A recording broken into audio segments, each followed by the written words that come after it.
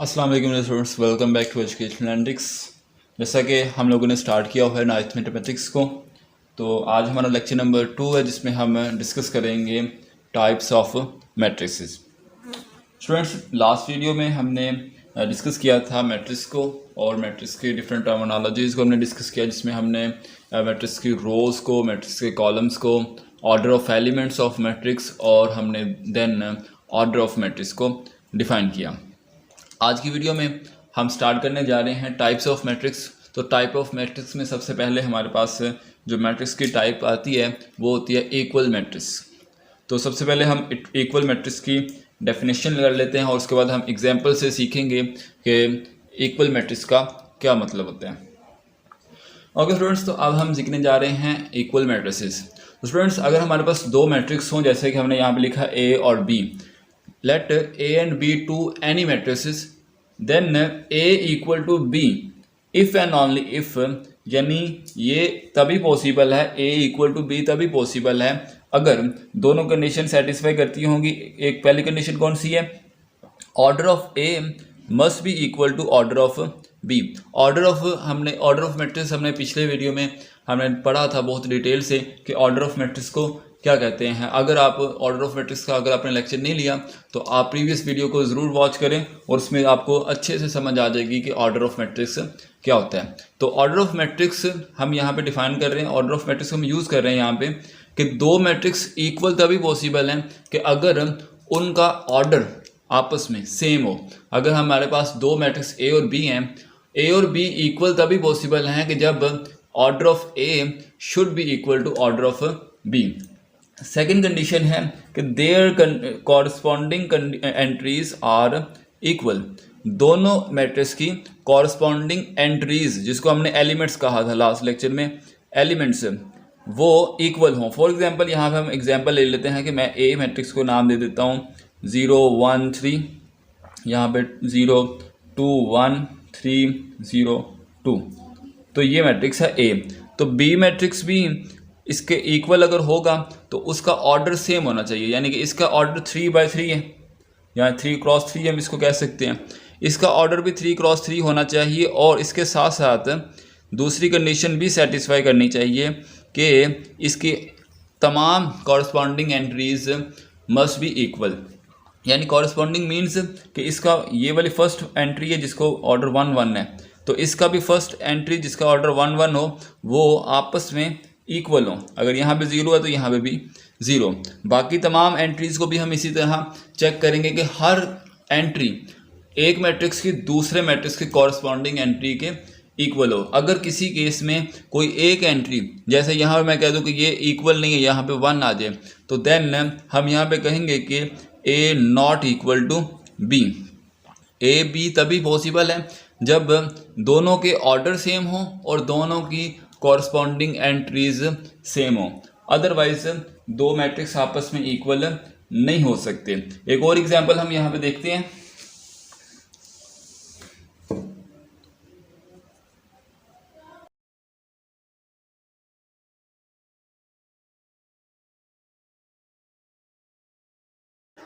Okay, अब हमारे पास दो मैट्रिक्स और मौजूद हैं। अब ये दो मैट्रिक्स आपस में अगर हम इक्वल इसको चेक करना हो तो हम देखते हैं कि order of A equal to 2x2 and order of B equal to 2x2। So order दोनों के सेम है, दोनों के ऑर्डर सेम है। अब हम देखेंगे कॉरस्पॉन्डिंग एंट्रीज आपस में सेम है, तो यहाँ पे हम देखें कि first entry is equal to corresponding first entry of B. ठीक है, इसी तरह second entry of matrix A is equal to, यहाँ पे ये थोड़ा सा डिफरेंट है, यहाँ पे 1 आएगा ये, तो 2 + 1 इज इक्वल टू 3। तो इसका मतलब है कि 3 इक्वल टू 3 हो गया। इस तरह -4 के इक्वल है, 2 इक्वल है 4 - 2 which is also equal to 2। तो इसका मतलब ये हुआ कि ए इक्वल टू बी है। ठीक है, तो ये था इक्वल मैट्रिक्स, जिसमें हम कह सकते हैं कि दो मैट्रिक्स इक्वल हैं अगर उनके दोनों के ऑर्डर्स भी सेम हो और उनके कॉरस्पॉन्डिंग एंट्रीज भी आपस में इक्वल हो। नेक्स्ट हमारे पास जो टाइप आती है मैट्रिक्स की वो है row matrix. Students, row matrix last video में हमने डिस्कस किया था रोज ऑफ अ मैट्रिक्स। तो वहाँ पे हमने एक बात कही थी कि अगर हमारे पास कोई भी एक मैट्रिक्स हो, जैसे मैं आपके सामने एक रैंडम सा मैट्रिक्स लिख लेता हूँ ये, तो यहाँ पे हॉरिजॉन्टल अरेंजमेंट्स को हम रोज कहते हैं। तो स्टूडेंट्स, ऐसा मैट्रिक्स जिसमें सिर्फ एक ही रो मौजूद हो उस मैट्रिक्स को रो मैट्रिक्स कहते हैं। यानी ऐसा मैट्रिक्स जिसमें रोज एक हो लेकिन कॉलम का कोई कंडीशन नहीं, कॉलम जितने मर्जी हो सकती हैं। तो अब matrix A is said to be a matrix A is said to be a row matrix if it has only one row, it has only one row। यहाँ पे कॉलम पे कोई कंडीशन नहीं। फॉर एग्जाम्पल मेरे पास एक ए matrix है, उसकी हम वन रो ले लेते हैं 2 3 0, तो this is also a row matrix. एक और मैट्रिक्स मैं ले लेता हूँ 2 1, तो this is also a row matrix. एक और मैट्रिक्स मैं ले लेता हूँ 0 3 माइनस कह लें। These are row matrix. क्यों? क्योंकि यहाँ पे हर मैट्रिक्स में रो की वैल्यू 1 है, हर मैट्रिक्स में रो की वैल्यू 1 है, हर मैट्रिक्स में रो की वैल्यू 1 है। तो ऐसा मैट्रिक्स जिसमें रोज सिर्फ एक ही मौजूद हो, ऐसे मैट्रिक्स को कहते हैं रो मैट्रिक्स। नेक्स्ट हमारे पास डेफिनेशन आती है कॉलम मैट्रिक्स की। कॉलम मैट्रिक्स भी बिल्कुल सेम मैट्रिक्स है, जस्ट हम यहाँ पे इसी को थोड़ा सा चेंज करके हम लिखेंगे। यहाँ पे मैं कॉलम लिख देता हूँ, column matrix. A matrix A is said to be a column matrix if it has only one column. ठीक है, जस्ट लाइक रो मैट्रिक्स। ऐसा मैट्रिक्स जिसमें रोज सिर्फ एक हो उसको रो मैट्रिक्स कहते हैं, और ऐसा मैट्रिक्स जिसमें कॉलम सिर्फ एक हो उसको कॉलम मैट्रिक्स कहते हैं। फॉर एग्जांपल ए हमारे पास एक ऐसा मैट्रिक्स है जिसमें एक ही कॉलम है। इसी तरह मेरे पास एक बी मैट्रिक्स है जिसमें मैं इसको इस तरह लिख लूँ, तो यहाँ पे अगर आप देखें तो यहाँ पे रो भी सिर्फ एक है, कॉलम भी सिर्फ एक है। तो इसका मतलब है कि ये बोथ मैट्रिक्स है, ये रो मैट्रिक्स भी है और ये कॉलम मैट्रिक्स भी है। तो ये मैट्रिक्स ऐसा मैट्रिक्स है कि जो कॉलम मैट्रिक्स भी बन जाता है, रो मैट्रिक्स भी बन जाते हैं। ये जस्ट आपको डेफिनेशंस आपको रेडी करनी है। डेफिनेशंस के क्वेश्चन आते हैं, शॉर्ट क्वेश्चन 2 नंबर का। उसके साथ साथ एमसीक्यूज में भी इसकी रिप्रेजेंटेशन पूछी जा सकती है। तो 2 मैट्रिक्स की हमने टाइप्स पढ़ ली, सॉरी 3 मैट्रिक्स की पढ़ ली। एक हमने इक्वल मैट्रिक्स की डेफिनेशन पढ़ी है, दूसरा हमने रो मैट्रिक्स की, तीसरा हमने कॉलम मैट्रिक्स की। अब हम चलते हैं नेक्स्ट हमारे पास आता है रेक्टेंगुलर मैट्रिक्स। रेक्टेंगुलर मैट्रिक्स थोड़ा सा डिफरेंट कॉन्सेप्ट होगा, लेकिन मिलता जुलता इसी से हम करेंगे, इसी को मिला के हम करेंगे। तो रेक्टेंगुलर मैट्रिक्स होता है rectangular.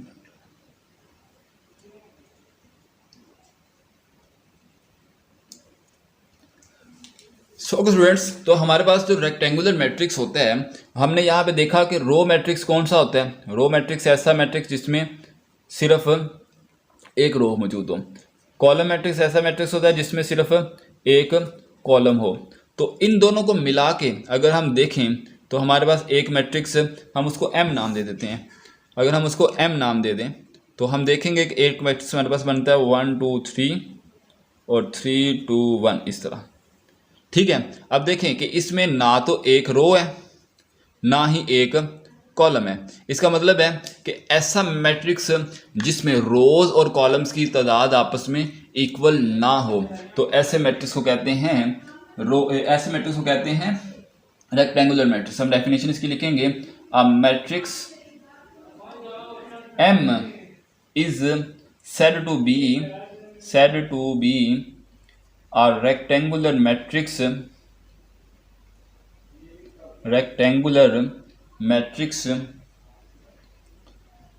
if numbers of rows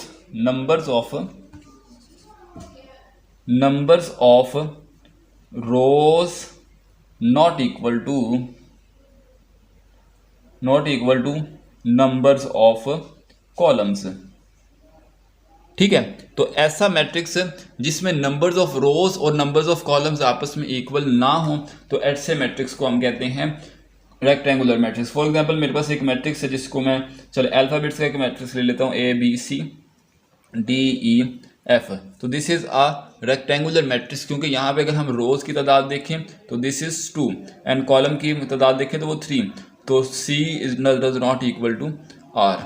तो ऐसा मैट्रिक्स जिसमें रोज और कॉलम्स की तादाद आपस में इक्वल नहीं होगी, ऐसे मैट्रिक्स को हम कहते हैं रेक्टेंगुलर मैट्रिक्स। उसके बाद इसी से मिलता जुलता अब हमारे पास एक कंडीशन पॉसिबल है ना कि चलें ये तो नॉट इक्वल टू है, सपोज कर लें कि इक्वल भी तो हो सकते हैं। कुछ मैट्रिक्स ऐसे होंगे जिनमें ये इक्वल भी होगा। फॉर एग्जांपल मैं एक मैट्रिक्स ले लूँ जिसमें मैं कहता हूँ कि ये 2 2 2 3 1 2 है, तो इसमें देखें तो रोज की तादाद भी 2 है, कॉलम्स की तादाद भी 2 है, तो ऐसे मैट्रिक्स को कहते हैं स्क्वायर मैट्रिक्स। ठीक है, हमने एक ही मैट्रिक्स की डेफिनेशन में दो मैट्रिक्स को डिफाइन कर लिया। अब matrix M is said to be a square matrix if the numbers of rows equal to numbers of column. ठीक है, तो रेक्टेंगुलर में नॉट इक्वल आएगा और स्क्वायर में इक्वल आएगा। तो हमने एक ही डेफिनेशन में मैंने दोनों मैट्रिक्स को डिफाइन कर दिया, दो टाइप से हमारी बारी कवर होगी। उसके बाद आ जाता है नल मैट्रिक्स। नल मैट्रिक्स को अगर हम डिफाइन करें तो नल मैट्रिक्स का वैसे मीनिंग होता है नल कुछ भी नहीं, नल का मीनिंग होता है कुछ भी नहीं। तो ऐसा मैट्रिक्स जिसमें एलिमेंट्स ना होने का मतलब ये नहीं कि वो हो ही ना, उसमें कुछ एलिमेंट ही ना नो। मैट्रिक्स को हमने डेफिनेशन जब हमने की थी तो हमने वहां पे कहा था कि मैट्रिक्स कहते ही अरेंजमेंट्स ऑफ रियल नंबर्स को है। अगर हम नंबर्स को रियल नंबर्स को अरेंज ही नहीं करेंगे तो देन वो मैट्रिक्स ही नहीं बनेगा। तो वो नल मैट्रिक्स कहाँ से बन गया? इसका मतलब है कि नल मैट्रिक्स ऐसा नहीं है कि उसमें कोई एलिमेंट नहीं होगा, एलिमेंट मौजूद होगा लेकिन वहां पे तमाम एलिमेंट्स जीरो होंगे।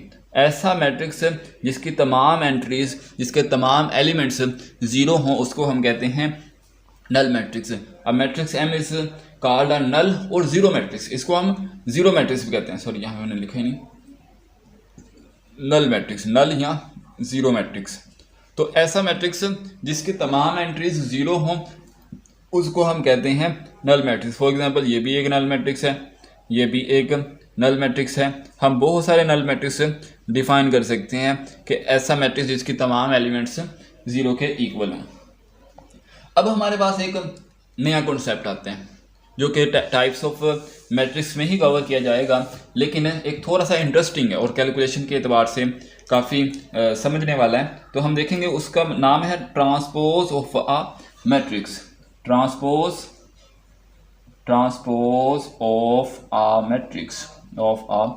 मैट्रिक्स। देखिए स्टूडेंट्स, तो ट्रांसपोज ऑफ अ मैट्रिक्स क्या होता है? सपोज हमारे पास एक मैट्रिक्स है, let A be a matrix of order 3x2। मैं इसको लिख लेता हूँ कि ए किस तरह का होगा। मैं इसको अल्फ़ाबेट्स का नाम दे देता हूँ, 3x2 है तो ABCDEF। तो A will be this matrix. The transpose of a matrix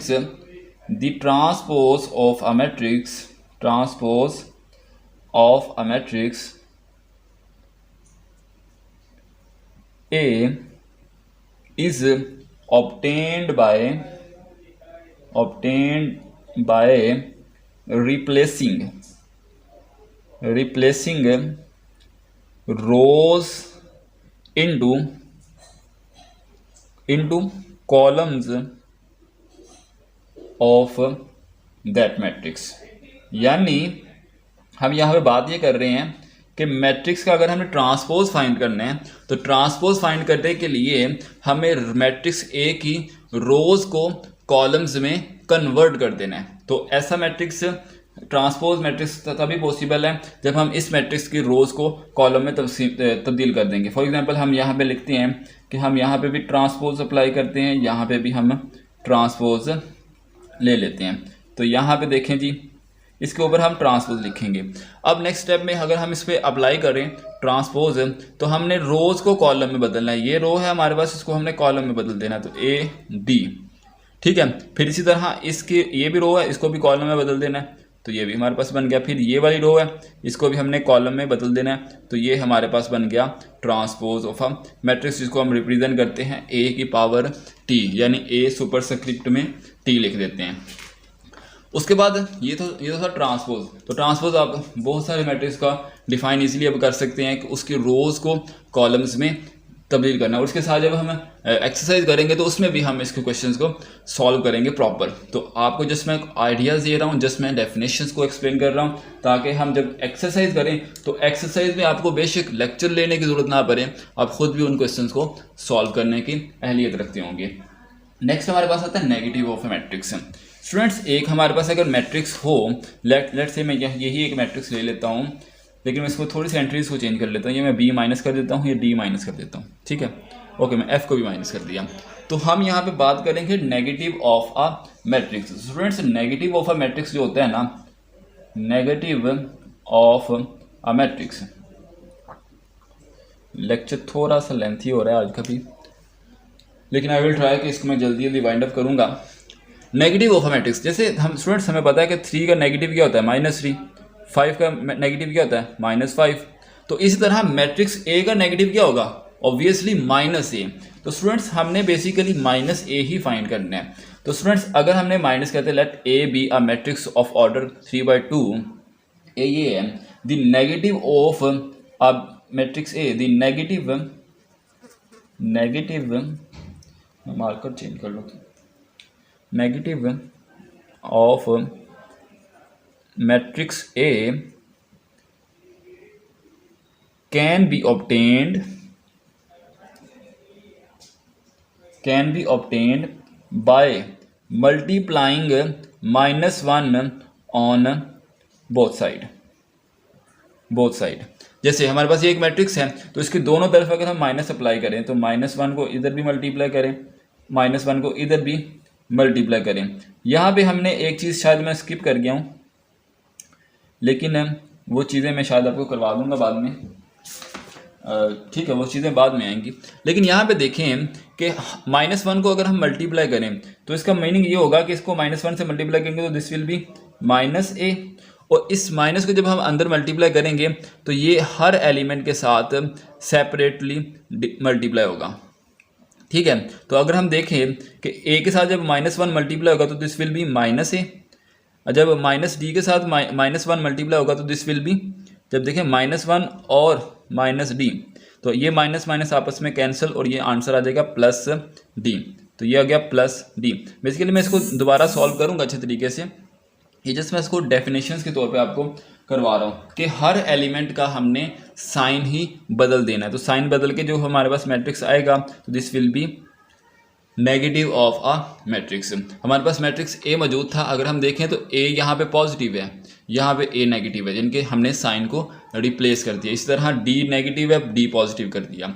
इस तरह बी नेगेटिव था, बी को पॉजिटिव कर दिया। ई पॉजिटिव था, ई को नेगेटिव कर दिया। यानी हर एलिमेंट को हमने उसका साइन बदल दिया, तो हमारे पास जो मैट्रिक्स बनेगा वो होगा negative of a matrix.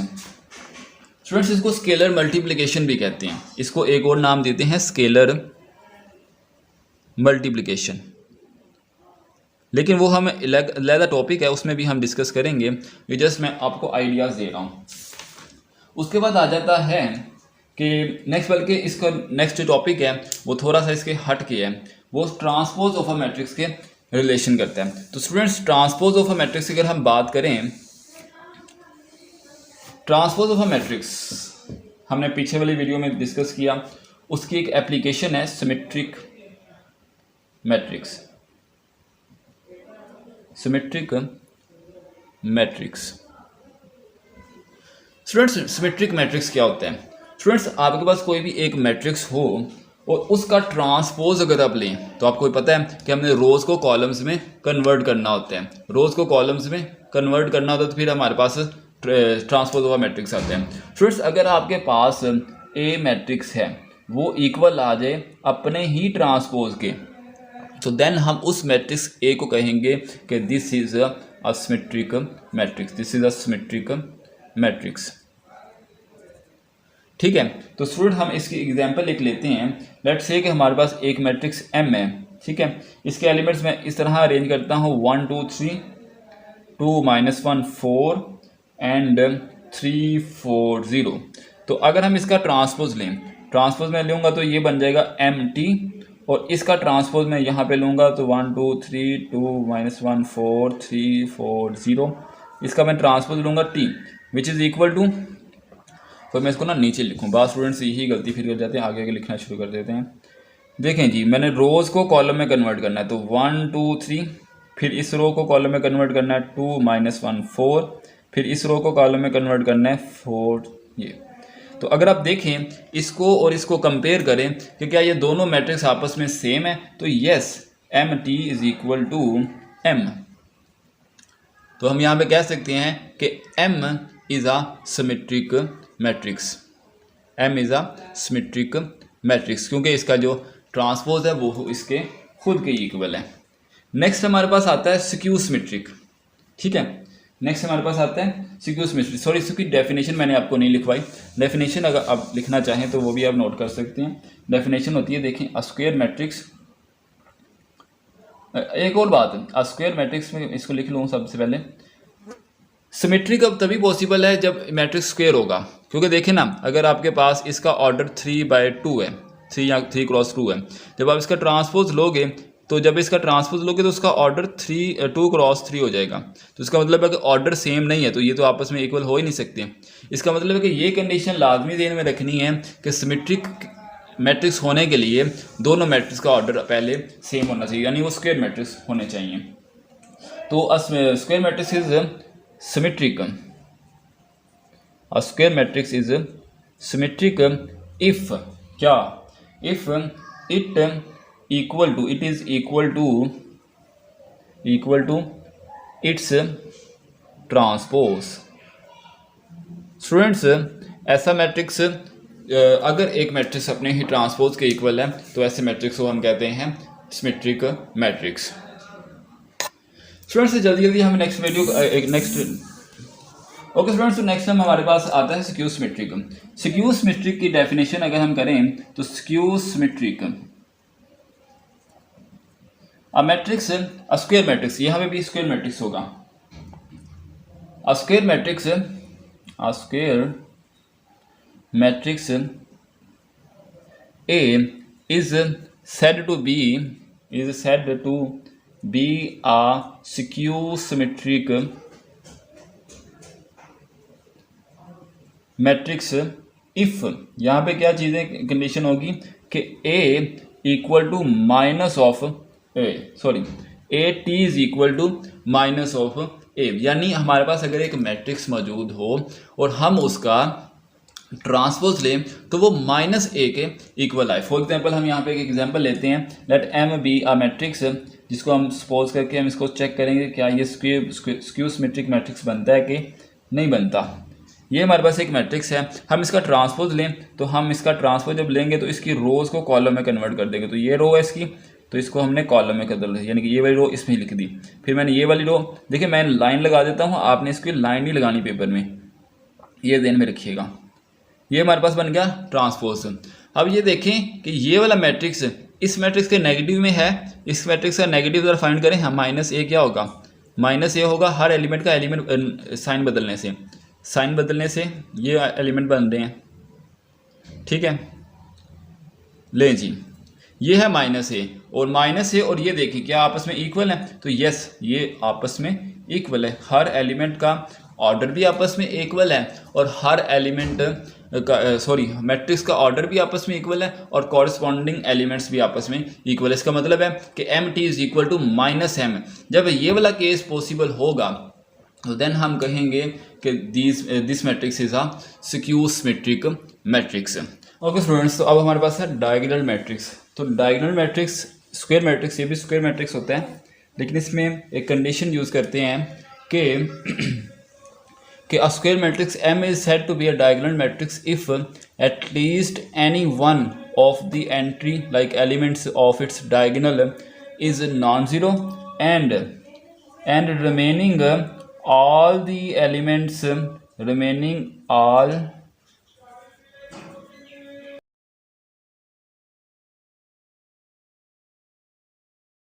And remaining all the elements are zero, यानी कि ऐसा मैट्रिक्स जिसके डायगोनल में सिर्फ कम से कम एक एलिमेंट नॉन ज़ीरो हो और बाकी तमाम एलिमेंट्स ज़ीरो के इक्वल हो, तो ऐसे मैट्रिक्स को हम कहते हैं डायगोनल मैट्रिक्स।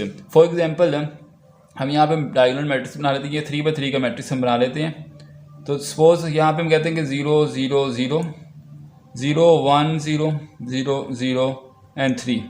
तो this is a diagonal matrix, क्योंकि इसके तमाम एलिमेंट्स डायगोनल के अलावा ज़ीरो है और डायगोनल में कम से कम एक एलिमेंट नॉन ज़ीरो है। यहाँ पे दो एलिमेंट नॉन ज़ीरो है, लेकिन हमारी कंडीशन कम से कम एक है।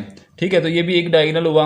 हम कोई और नंबर ले लेते हैं, ये भी एक डायगोनल मैट्रिक्स होगा, क्योंकि इसके भी डायगोनल में नॉन ज़ीरो एलिमेंट्स मौजूद हैं और बाकी तमाम एलिमेंट्स ज़ीरो हैं। दो कंडीशन है, एक कि डायगोनल में कम से कम एक एलिमेंट नॉन ज़ीरो होना चाहिए और बाकी तमाम एलिमेंट ज़ीरो होने चाहिए। ये दो कंडीशंस हैं। ठीक है, डायगोनल मीन्स ये वाला डायगोनल, ये वाला डायगोनल भी बनता है, लेकिन हम यहाँ पे जस्ट ये वाला डायगोनल को कर रहे हैं बात। ठीक है, इसके अलावा और हम कौन सा मैट्रिक्स देख सकते हैं? अगर हम ये मैट्रिक्स देखें तो क्या ये डायगोनल मैट्रिक्स है? सॉरी, यहाँ पे अगर हम देखें ये वाला, तो क्या ये डायगोनल मैट्रिक्स है? तो yes, this is also a diagonal matrix. क्यों? क्योंकि देखें, अगर हम इसका एक डायगोनल तो ही होता है ना, तो डायगोनल में एक एलिमेंट नॉन ज़ीरो है और बाकी तमाम एलिमेंट्स है ही नहीं। इसका मतलब है ही नहीं, तो मतलब कि वो ज़ीरो, कंडीशन ही नहीं पूरी हो रही। ठीक है, तो ये भी एक डायगोनल मैट्रिक्स कंसीडर किया जा सकता है। लाइक मैं यहाँ पे कुछ भी नंबर लिख दूँ तो ये भी एक डायगोनल मैट्रिक्स है। ठीक है, इसके अलावा अगर हम और बात कर लें कि ये 2 3 0 0, this is also a diagonal matrix. अब हम डायगोनल मैट्रिक्स के बाद एक नया मैट्रिक्स होता है स्केलर मैट्रिक्स।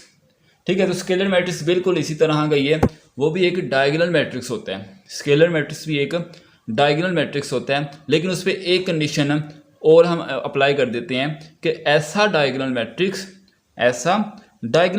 मैं स्क्वायर मैट्रिक्स की बात नहीं कर रहा, अब हम डायगोनल मैट्रिक्स की बात कर रहे हैं, तो ऑब्वियसली वो स्क्वायर तो होगा। ठीक है, तो मैं यहाँ पे पहले ना एक डायगोनल मैट्रिक्स लिख लेता हूँ।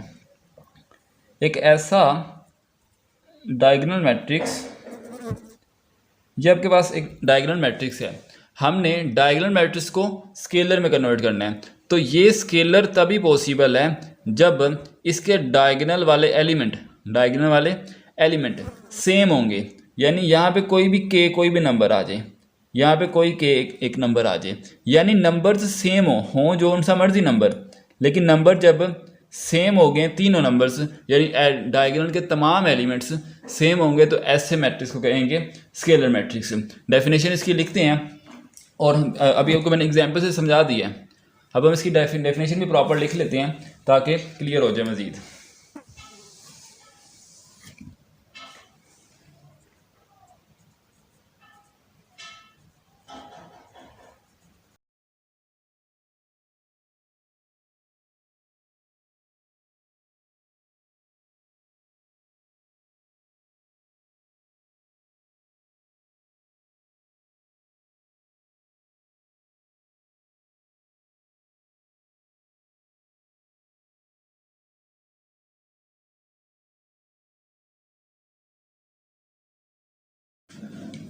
एक ऐसा डायगोनल मैट्रिक्स जिसकी डायगोनल एंट्रीज तमाम सेम हो, तो ऐसे मैट्रिक्स को हम कहते हैं स्केलर मैट्रिक्स। फॉर एग्जांपल कि हम यहाँ पे पहले भी मैंने आपको एग्जांपल दिया, ये डायगोनल एंट्रीज आ गई और इसके साथ हम बाकी तमाम एलिमेंट्स को ज़ीरो कर देंगे। अब यहाँ पे एक बात यहाँ पे ध्यान रखिएगा कि k not equal to 0, k not equal to 1, k को 1 के इक्वल नहीं होना चाहिए, 1 के अलावा जो मर्जी हो सकता है।